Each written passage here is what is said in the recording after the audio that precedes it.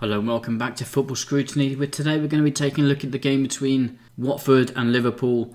Nigel Pearson's men 3-0 victors over Jurgen Klopp's men today in the Premier League. Their first defeat in a long time. Let's get into the tactics. Starting by taking a look at the team from Watford. They lined up in a 4-2-3-1 in the attack.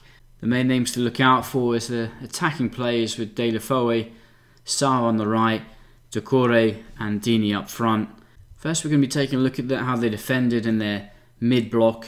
You can see here that they were in a 4-4-2 and that would change during the game into what appeared to be a 5-3-2, a 5-4-1 in the deeper stages, and even at times a 6-3-1 in the very deep, sat in front of their own penalty area defending. On to Liverpool. We're not going to touch too much on Liverpool's attacking or defending. However, we're just going to highlight the fact that they lined up with their 4-3-3 system as usual, and as normal in the attacking phase, the right and left fullbacks high up the pitch, two centre-backs at the back with Fabinho sitting there as the pivot in front of the two, and Wijnaldum and Chamberlain moving out into the half spaces with Firmino often activated as that false 9 position. Straight into the tactics then with the defensive tactics from Watford. As we mentioned, they would be playing with a 4-4-2, and that was only really in the mid-block. When the ball would come out into a fullback, we can see De La Foe here moving out to pressurise Alex Arnold when he wasn't high up the pitch. Doucouré moving in to cover him. So we can see here in that mid-block there with the 4-4-2, Doucouré covering her into that position from De La Foe as he jumps out to press Alex Arnold. As the ball would be moved further up the pitch, Mane, Salah would move inside and Roberto Firmino into that false 9 position. And then as they move higher up the pitch, Robertson and Alex Arnold moving higher up the pitch and leaving the two centre-backs with the pivot Fabinho to try and play out from the back. When this happened, one of the wingers, either Sarr on the right or De La Foe on the left, would then drop back and cover the rising fullback on the opposite side, in this case creating almost a 5-3-2 situation in defence.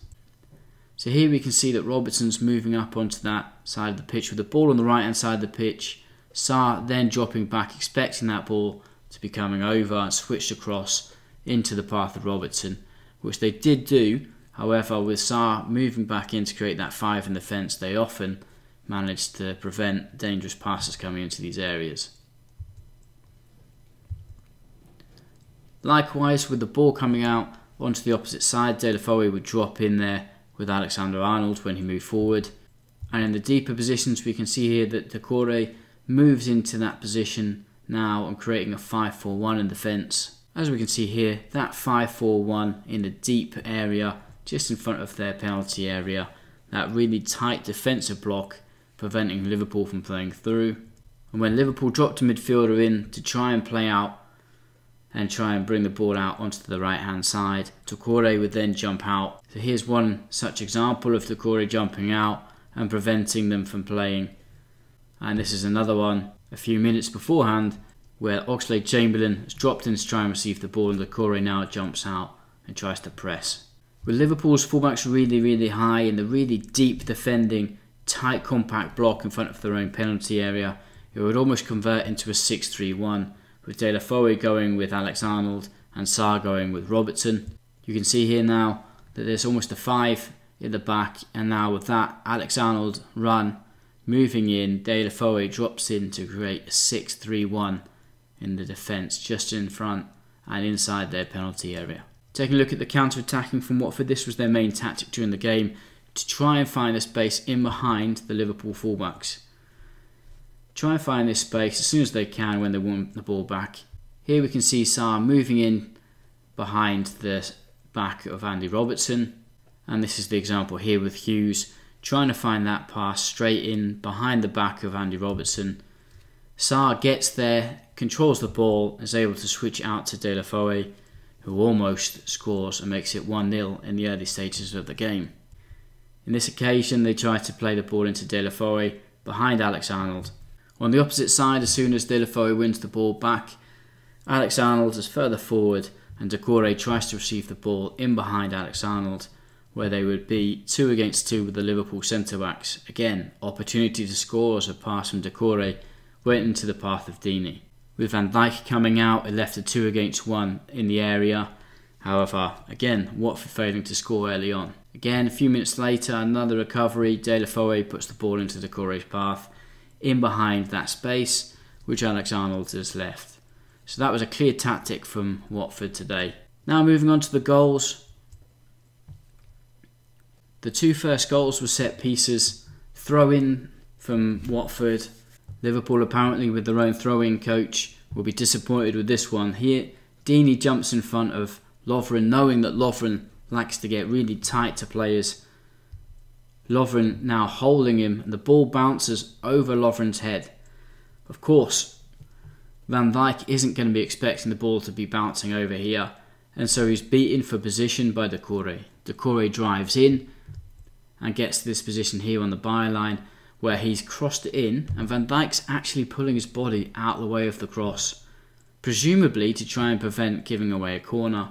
However, Robertson, not expecting the ball to come across and expecting Van Dijk to probably clear that, the ball has now come in and Robertson's beaten for position again.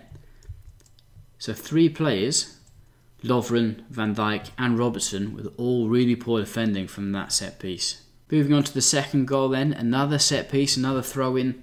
This time the ball is back-heeled by Hughes, and with the ball coming to Deeney, somehow he manages to get the ball past Robertson here. But it's not that that's the problem. It's the positioning of Van Dijk and Lovren. Lovren is at least 1 metre in front of Van Dijk and playing Sarr onside, so that when that ball comes through, he's got plenty of space to drive in behind Lovren, one-on-one with the keeper, and he makes it 2-0. And the third goal, this time a mistake. Plenty of mistakes from Liverpool during the game. We're not going to go into them all, but of course this one led to the goal, so we'll take a look at it. Arnold just goes to play the ball into the keeper. Sarr hiding behind the back of Van Dijk and jumping out and winning the ball in front of the goalkeeper. On a hat-trick in the last minutes against the future champions of the Premier League, had the calmness at a young age just to pull the ball back to Deeney, and then Deeney puts it into the net to make it 3-0. Surprising result, all brought about by tight defending and preventing Liverpool from creating good goal scoring opportunities. Liverpool not at the races, but now with that unbeaten run out the window, Liverpool will now focus on the Champions League and probably give some of their players a rest who clearly need